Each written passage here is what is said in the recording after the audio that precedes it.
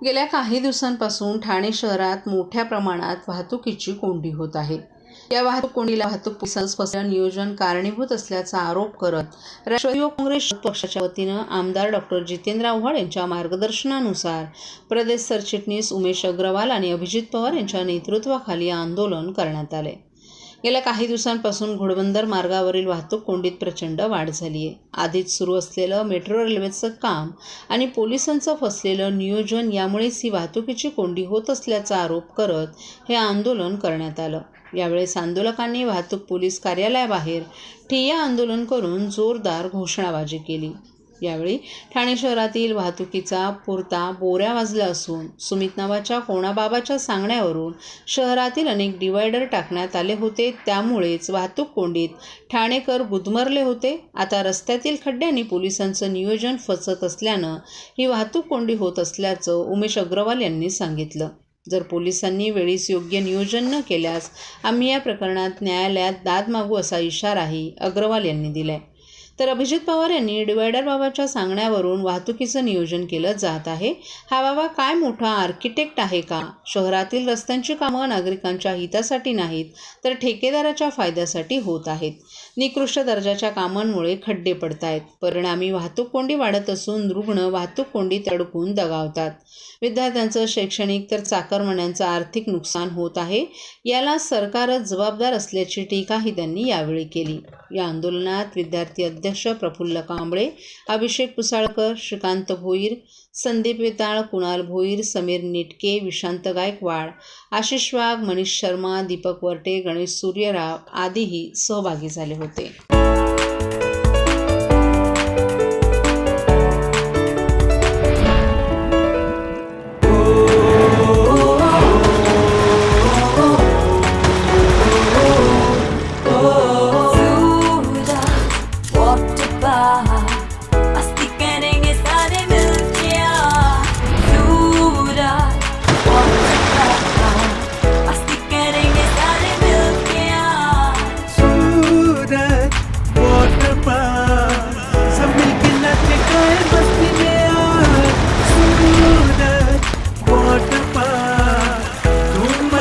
सब मिलके आज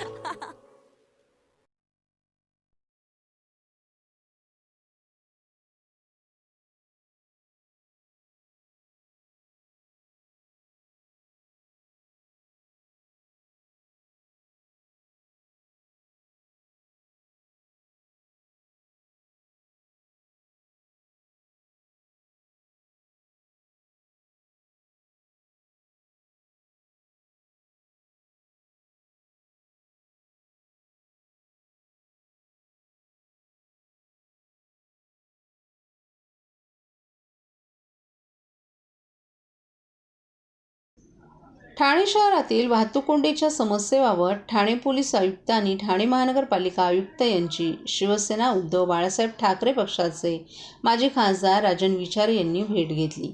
यानंतर त्यांनी पत्रकारांशी बोलताना या सरकारला प्रशासनाला ठाण्यातील समस्या सोडवण्यास अजिबात वेळ नसल्याचं सांगितलं। फक्त या पक्षाचे नगरसेवक फोड त्या पक्षाचे नगरसेवक फोड यामध्ये जास्त रस आहे। घोडबंदर रोडची ट्रॅफिक समस्या दिवसेंदिवस बिकट होत चालली आहे। खराब रस्ते, रस्त्यांवरील खड्डे आणि वाहतूक कोंडी यामुळे घोडबंदर रोडवरून निघालेल्या माणसाला ठाणे स्टेशनला पोहोचायला 2 ते 3 तासांचा अवधी लागतो। दिवसा हेवी ट्रॅफिक सोडू नये असा नियम असताना देखील हेवी ट्रॅफिक सोडली जाते। ट्रॅफिक अधिकाऱ्यांचा तिथे पत्ता नसतो। सगळे ट्रॅफिक व्यवस्थापन वॉर्डनच्या भरोशावर सोडलं जातं। जर ही वाहतूक समस्या लवकरात लवकर न सोडवल्यास आम्हाला आयुक्तांच्या दालनातच ठिय्या आंदोलन करावं लागेल असा इशारा राजन विचारे यांनी दिला आहे। नियमाप्रमाणे हेवी ट्रॅफिक सोडू नये असा नियम असताना सुद्धा आज ठाणे शहरामध्ये हेवी वाहतूक त्या ठिकाणी सोडली जाते। त्या ठिकाणी ट्रॅफिकचे पोलीस नसतात, वॉर्डनवरती सोपवलं जातं। आणि आज तुम्ही बघितलं असेल सर्व मुख्यमंत्री जर येणार असेल ते 1-1 तास 2-2 तास मला वाटतं सर्व रस्ते बंद केले जातात। अरे कशासाठी? काय करता तुम्ही? आज तुम्ही बघितलं असेल जवळजवळ या संबंध ठाणे पोलीस यंत्रणामधले जवळजवळ 60% पोलीस तर मला वाटतं मुख्यमंत्र्यांच्या ताफ्यामध्ये असतात. सर्वसामान्य तिथे ह्याला ट्रॅफिकला पोलीसच त्या ठिकाणी नाहीत. आज तुम्ही बघितलं तर कित्येक दिवस आपल्याला ट्रॅफिकसाठी अधिकारी आता मला वाटतं चांगले अधिकारी त्या ठिकाणी आलेले आहेत, त्यांनी चार्ज घेतलेला. आज आम्ही पोलीस कमिशनरना मला वाटतं मी जवळजवळ 20 ते 22 फोन सकाळपासून केलेले आहेत. म्हणजे एक तास एका जागेवरनं न हलता त्या ठिकाणी ट्रॅफिक त्या ठिकाणी ठप्प झाली होती. आणि अशा परिस्थितीमध्ये जर असं हे झालं तर मला वाटतं आम्हाला त्या महापालिका आयुक्त असेल किंवा आपलं पोलीस आयुक्त असेल यांच्या दालनामध्ये बसण्याशिवाय दुसरा कुठलाही रस्ता नाही. आणि या संदर्भामध्ये आम्ही त्यांना इशारा दिलेला आहे जर ही ट्रॅफिकची समस्या दूर झाली पाहिजे, नंतर आम्हाला रस्त्यावरती उतरावं लागेल. राज्य परिवहन महामंडळातील कर्मचाऱ्यांना एप्रिल 2020 पासून मूळ वेतनात 6,500 रुपयांची वाढ करण्याचा निर्णय मुख्यमंत्री एकनाथ शिंदे यांनी घेतला आहे. या निर्णयाचं एसटी कर्मचारी कृती संघटनेनं स्वागत करीत मुख्यमंत्र्यांचे आभार मानलेत. ऐन गणपती उत्सवाच्या काळात एसटी संपामुळे सामान्यांना झालेल्या त्रासाबद्दल मुख्यमंत्र्यांनी संघटनांकडे तीव्र नाराजी व्यक्त केली आहे. एसटी कर्मचाऱ्यांनी पुकारलेल्या संपाच्या पार्श्वभूमीवर आज सह्याद्री अतिथीगृह येथे मुख्यमंत्री एकनाथ शिंदे यांच्या अध्यक्षतेखाली कर्मचारी संघटनांची बैठक झाली. यावेळी उपमुख्यमंत्री देवेंद्र फडणवीस, उद्योगमंत्री उदय सामंत, आमदार सदाभाऊ खोत, गोपीचंद पडळकर, मुख्यमंत्र्यांचे अप्पर मुख्य सचिव डॉक्टर IAS चहल, अप्पर मुख्य सचिव विकास खारगे, परिवहन विभागाचे अप्पर मुख्य सचिव संजय सेठी, वित्त विभागाचे अप्पर मुख्य सचिव OP गुप्ता, एसटी महामंडळाचे व्यवस्थापकीय संचालक माधव कुसेकर यांच्यासह विविध कर्मचारी संघटनांचे प्रतिनिधी उपस्थित होते. राज्य शासन एसटी कर्मचाऱ्यांच्या मागण्यांबाबत सकारात्मक असताना उत्सवाच्या काळात संप करून सामान्यांना वेठीस धरणं योग्य नाही असं सांगत बैठकीच्या सुरुवातीलाच मुख्यमंत्री एकनाथ शिंदे यांनी संपाबाबत तीव्र नाराजी व्यक्त केली आहे. संघटनांनी यावेळी केलेल्या वेतनवाढीच्या मागणीबाबत मधला मार्ग काढून एसटी कर्मचाऱ्यांना दिलासा देण्याची भूमिका असल्याचं सांगत एप्रिल 2020 पासून कर्मचाऱ्यांच्या मूळ वेतनात 6,500 रुपयांनी वाढ करण्याचा निर्णय मुख्यमंत्र्यांनी जाहीर केला आहे. त्याचबरोबर राज्यातील आगारांमध्ये चालक वाहकांसाठी असणारी विश्रामगृहांची दुरावस्था दूर करण्यासाठी आराखडा तयार करण्याचे निर्देशही मुख्यमंत्र्यांनी यावेळी दिले. चालक वाहकांना चांगल्या सोयीसुविधा मिळायला पाहिजेत असं सांगतानाच एसटीचा महसूल वाढीसाठी कर्मचाऱ्यांनीही प्रयत्न करण्याचं आवाहन मुख्यमंत्र्यांनी केलं. एसटी कर्मचाऱ्यांना वैद्यकीय खर्च प्रतिपूर्तीबाबत विषयी चर्चा करताना राज्य शासनानं सर्वांसाठी महात्मा ज्योतिबा फुले जनआरोग्य योजना केली असून त्याच्याशी संलग्न योजना एसटी महामंडळानं करावी, त्याचा लाभ कर्मचाऱ्यांना होईल अशी सूचना उपमुख्यमंत्री देवेंद्र फडणवीस यांनी यावेळी केली.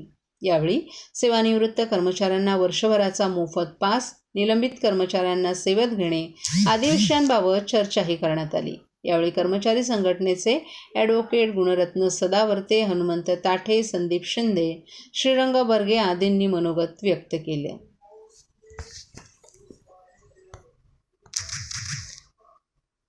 महाराष्ट्रातील भगिनींना आधार देणारी राज्य शासनाची मुख्यमंत्री माझी लाडकी बहीण योजना. या योजनेअंतर्गत अल्प उत्पन्न गटातील 21 ते 65 वयोगटाच्या भगिनींना मिळणार दरमहा 1,500 रुपयांची मदत. अर्ज करण्यासाठी 31 ऑगस्ट 2024 पर्यंत मुदतवाढ. कुटुंबाचं वार्षिक उत्पन्न 2.5 लाख रुपयांपेक्षा कमी असलेल्या महिला पात्र. कुटुंबाकडे पिवळं किंवा केशरी रेशन कार्ड असल्यास उत्पन्नाचा दाखला आवश्यक नाही. पांढरं रेशन कार्ड असेल किंवा रेशन कार्ड नसेल तर कुटुंबाचं वार्षिक उत्पन्न 2.5 लाखांपेक्षा कमी असल्याचा दाखला आवश्यक. योजनेसाठीचा ऑनलाईन अर्ज नारी शक्ती दूत ॲपवरून किंवा पोर्टलवर भरता येईल. ज्या भगिनींना ऑनलाईन अर्ज भरता येत नसेल त्यांच्यासाठी अंगणवाडी, ग्रामपंचायत, वॉर्ड ऑफिस, सेतू सुविधा केंद्रामध्ये किंवा आशाताई बचत गटाच्या CRP यांची मदत उपलब्ध. आता आपल्याला अभिमानानं म्हणता येईल, सुखी आणि सुरक्षित आहे माझी लाडकी बहीण.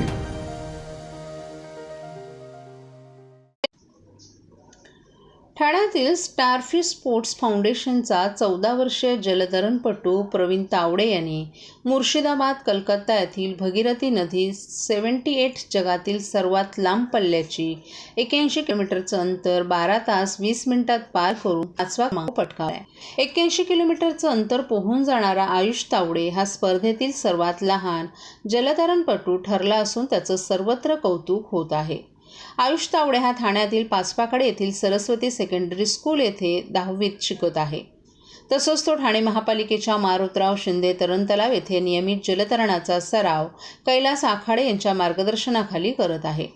ठाणे महापालिकेचे कर्मचारी प्रवीण तावडे यांचा तो पुत्र असून नुकताच बँकॉक येथे झालेल्या आशियाई निमंत्रित जलतरण स्पर्धेत स्टारफिश स्पोर्ट्स फाउंडेशनच्या 5 वर्षीय रेयांश खामकर यांना 2 रौप्य आणि 2 कांस्य पदकही प्राप्त केलेत. तर खनक दिनेश करडे या जलतरणपटूनं 1 रौप्य आणि 2 कांस्य पदक पटकावली आहेत. या दोन्ही जलतरणपटूंचं देखील सर्व स्तरातून कौतुक होत आहे. स्टारफिश स्पोर्ट्स फाउंडेशनच्या या सर्व जलतरणपटूंचं ठाणे जलतरण हौशी जलतरण संघटनेचे आमदार निरंजन डावखरे, महाराष्ट्र राज्य जलतरण संघटनेचे अध्यक्ष आनंद माने, उपाध्यक्ष राजेश मोरे, सचिव राजेंद्र पालकर, ठाणे महापालिकेच्या क्रीडा अधिकारी तथा उपायुक्त मीनल पालांडे, तरण तलाव व्यवस्थापक रीमा देवरुखकर, उपव्यवस्थापक रवी काळे यांनी कौतुक करून पुढील वाटचालीस शुभेच्छा दिल्यात.